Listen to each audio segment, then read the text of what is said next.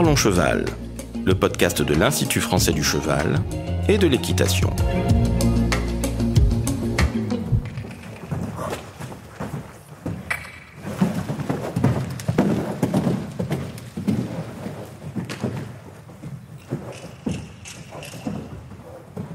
Bonjour, je suis Laurent Vigneault de l'Institut français du cheval et de l'équitation et aujourd'hui je reçois Céline Vial et on vous parle de l'impact des événements équestres. Alors Céline, tu es chercheur à l'IFCE en économie et sciences de gestion et tu es basée à l'INRAE de Montpellier. Tout à fait. Bonjour Laurent. Alors cet impact des événements équestres, on va d'abord s'intéresser donc pourquoi tu as lancé ces recherches. Alors l'équitation s'est beaucoup développée au cours des 30-40 dernières années et ce développement forcément s'est accompagné d'une augmentation du nombre de compétitions organisées au niveau local, au niveau national et ce qui nous a amené à nous interroger sur l'impact de ces événements pour les territoires qui les accueillent. C'est en 2010 que tu as commencé à travailler là-dessus ? Oui, c'est ça. En fait, en 2010, on a eu une opportunité de collaborer avec des chercheurs du CDES, le Centre de droit et d'économie du sport qui est à Limoges. Et en fait, ce sont des spécialistes des études d'impact sur les gros événements, notamment les gros événements sportifs comme les Coupes du Monde. Ils ont notamment travaillé sur la Coupe du Monde de rugby. D'accord. Alors, quelle a été la méthode mise en place ? Quel a été le projet de recherche ? Alors, l'objectif, c'était de construire une méthode pour évaluer les impacts économiques, sociaux et environnementaux des événements équestres. Donc, cette méthode a été construite progressivement. On a commencé à travailler sur un type d'impact sur un événement, puis on a associé plusieurs types d'impact sur un événement et jusqu'à arriver à travailler sur les 3 types d'impact en même temps sur le même événement. Et donc on a travaillé sur différents types d'événements pour avoir un petit peu une représentativité des événements équestres sportifs. Oui, ce qui était novateur, c'était aussi de travailler sur les 3 types d'impact. On va d'ailleurs les définir maintenant. Qu'est-ce que l'impact économique ?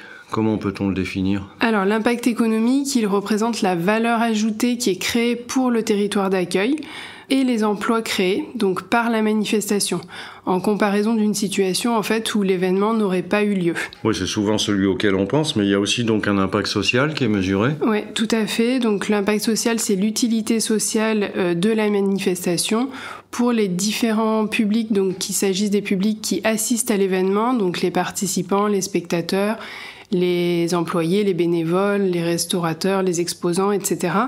Mais c'est également l'utilité sociale pour les habitants locaux qui reçoivent l'événement sur leur territoire. Et donc cette utilité sociale, en fait, c'est un bilan des coûts-bénéfices. Donc quels sont les bénéfices de cet événement pour les individus, moins les coûts qui sont associés à la tenue de l'événement. Et donc ça représente un petit peu une utilité sociale en termes de bien-être pour les populations. Et enfin, on a l'impact environnemental. Alors là, on va plutôt chercher à le minimiser, celui-là, j'imagine. Oui, tout à fait. Alors l'impact environnemental, il prend en compte l'effet de la manifestation sur l'environnement à différents niveaux.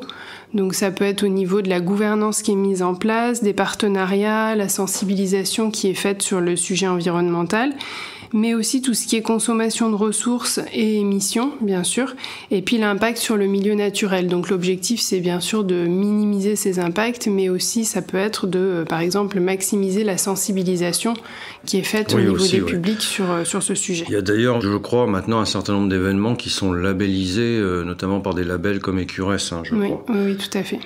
Alors, ce projet, on l'a dit, il est totalement innovant. Est-ce que tu peux nous expliquer pourquoi ? Parce qu'il y avait déjà eu effectivement des études d'impact, mais tu disais sur des gros événements, c'est ça ? Et dans d'autres disciplines sans doute. Oui, tout à fait. Alors en fait, ce type de sujet, les études d'impact ont déjà été réalisées dans le sport en général, mais souvent sur des gros événements type Coupe du Monde, et principalement, en tout cas en 2010, sur l'aspect économique. Là, plus récemment, les gens s'intéressent de plus en plus aux aspects sociaux et environnementaux, mais c'est vrai que quand on a commencé, une des grosses originalités du projet était de s'intéresser aux aspects économiques, sociaux et environnementaux, donc d'associer les 3 piliers du développement durable. Il y avait également le fait qu'on s'intéressait à tout type de dimension d'événements. Donc on partait des petits événements pour aller jusqu'aux gros événements comme les Jeux équestres mondiaux de 2014 qui ont eu lieu en Normandie, sur lesquels on a réalisé une étude également. Tout à fait, Une troisième originalité est qu'on a dans nos méthodes de travail combiné des méthodes quantitatives et qualitatives, donc pour évaluer, quantifier l'impact, mais aussi qualifier les actions éco-responsables par exemple, ou sur les autres aspects qui sont mis en place par les organisateurs. Et puis enfin, la dernière originalité était l'application de ces méthodes au domaine de l'équitation, puisque ça n'avait pas encore été fait. Et justement, alors qu'est-ce que la filière équine peut attendre comme bénéfice de cette méthode, de cette étude d'impact sur les événements équestres ? Alors ces études d'impact, ça a un intérêt pour le sport équestre, puisqu'en fait ça valorise l'image des événements équestres.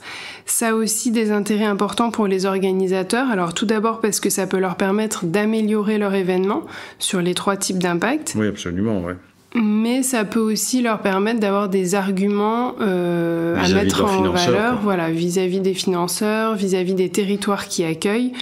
Alors là, il faut faire attention. Bien sûr, on a toujours envie de mettre en avant les aspects économiques qui sont assez prépondérants. Mais pas que, quoi. Mais il n'y a pas que ça. Et surtout en ce moment, avec l'importance grandissante qu'on peut observer sur les aspects sociaux et environnementaux, il faut surtout ne pas négliger ces 2 aspects-là. Alors pour qu'on comprenne bien, est-ce que tu peux nous donner des exemples, par exemple, sur une petite compétition ?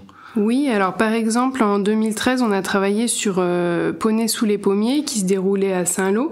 Donc Poney sous les pommiers, c'est un concours qui est ouvert aux poneys et qui associe plusieurs disciplines.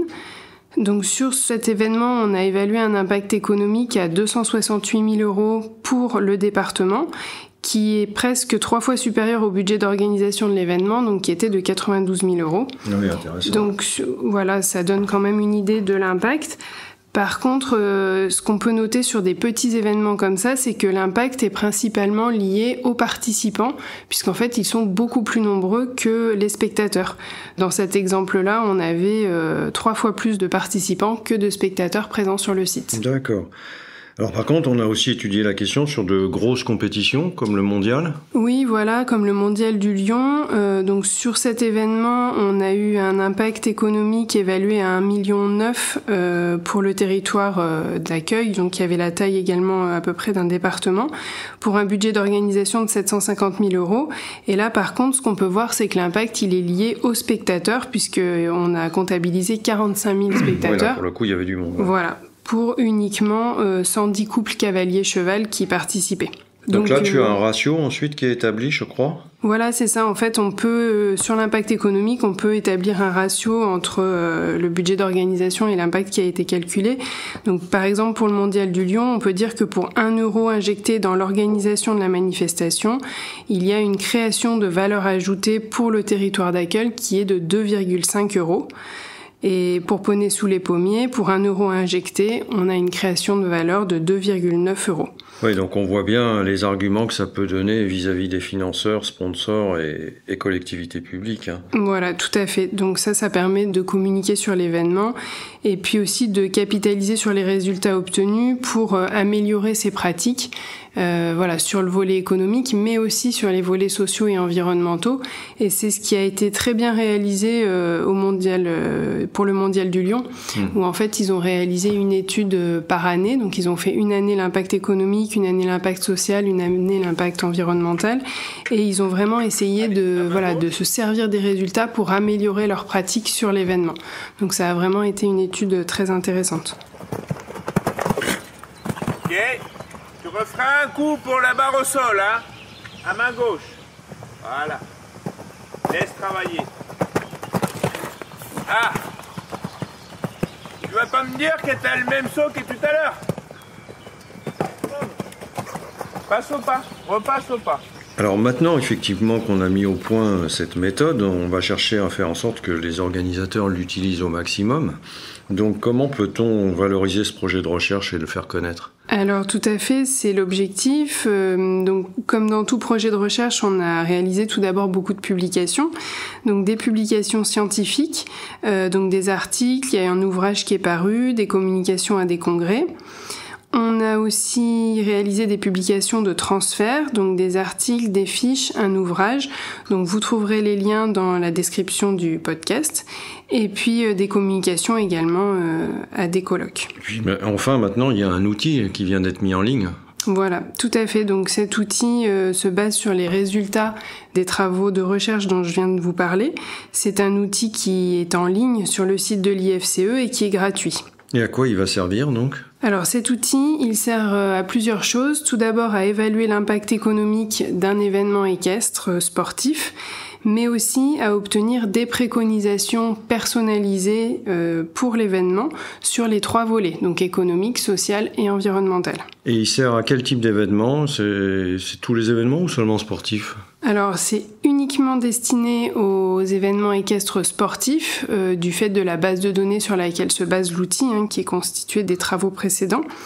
Pour ce qui est de l'impact économique, on considère uniquement une partie des événements équestres sportifs, donc tous les internationaux, tous les nationaux et les régionaux qui ont plus de 600 engagés. Alors que pour la partie des préconisations, on s'adresse à tous les événements équestres sportifs, quelle que soit la discipline, quelle que soit la dimension de l'événement. Et alors ça fonctionne comment ? C'est présenté sous quelle forme ? Alors c'est sous la forme d'un fichier Excel qu'il faut télécharger sur son ordinateur.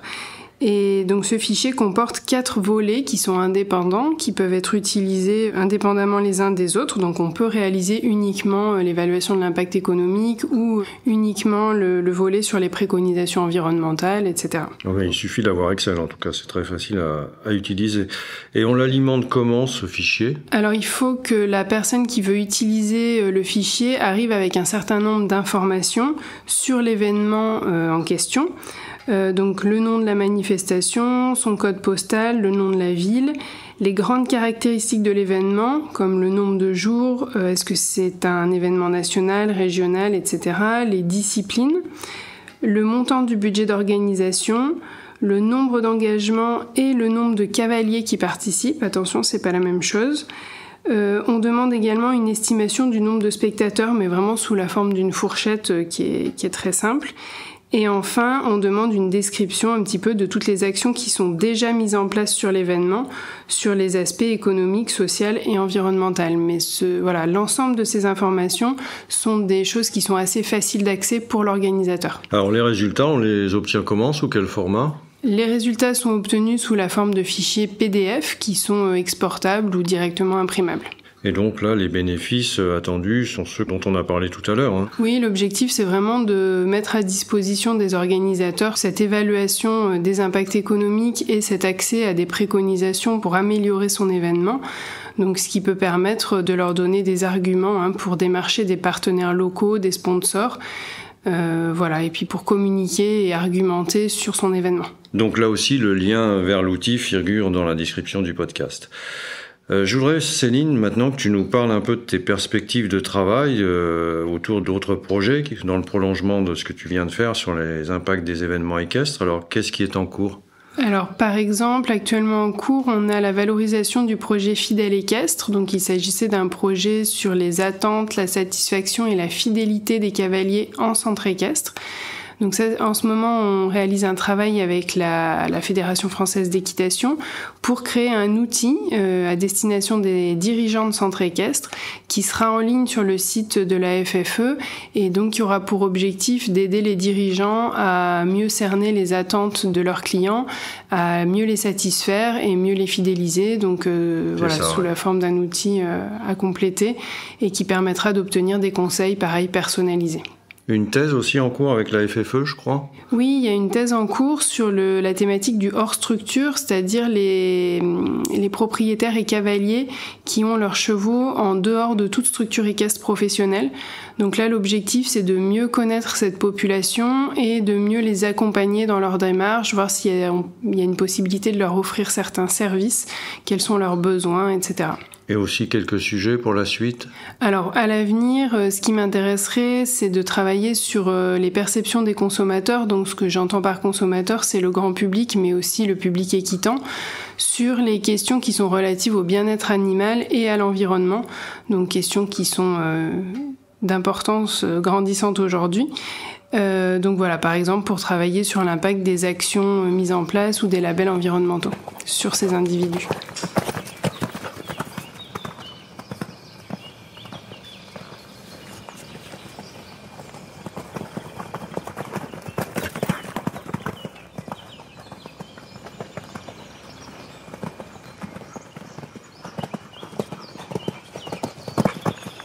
Alors on arrive à la fin de cet entretien, Céline. Est-ce que tu peux nous rappeler en 3 points les choses essentielles donc, sur cet impact des événements équestres ? Oui, alors je vais principalement revenir sur cet outil qui est à disposition. Oui. Donc l'outil s'appelle Impact Événement. Il est disponible gratuitement et en ligne sur le site de l'IFCE. Donc c'est un outil qui a pour objectif d'aider les organisateurs d'événements dans l'amélioration de leurs manifestations et aussi dans la valorisation de ces retombées auprès des partenaires, qu'il s'agisse de partenaires publics ou privés. Voilà, et pour le dernier point, je dirais que ce qu'il ne faut pas oublier, c'est que l'aspect économique est important, mais bien sûr, il faut aujourd'hui considérer les volets sociaux et environnementaux qui sont vraiment d'importance grandissante. Oui, tout à fait, grandissant. Ouais. Merci Céline. Merci Laurent. Si vous souhaitez en savoir plus sur le sujet, rendez-vous dans la description du podcast où vous trouverez des liens utiles vers notre site internet equipedia.ifce.fr. Vous pouvez aussi nous rejoindre sur notre groupe Facebook Equipedia Sciences et Innovation Equine pour plus de contenu. Pour ne manquer aucun épisode, abonnez-vous, partagez, commentez et n'hésitez pas à laisser 5 étoiles sur Apple Podcasts et Spotify. À très vite pour un nouvel épisode.